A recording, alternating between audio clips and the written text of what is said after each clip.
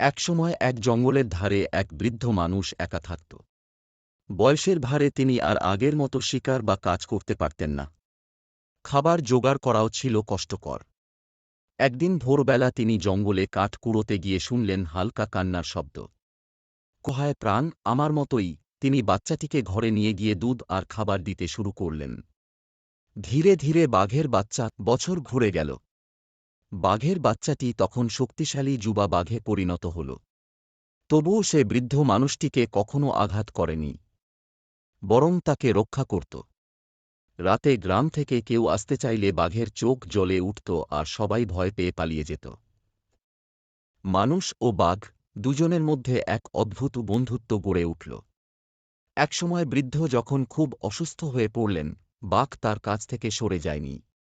শেষ নিঃশ্বাস পর্যন্ত বাঘ তার পাশে বসেছিল, যেন সে জানে এই মানুষটিই তাকে মায়ের ভালোবাসা দিয়েছিল।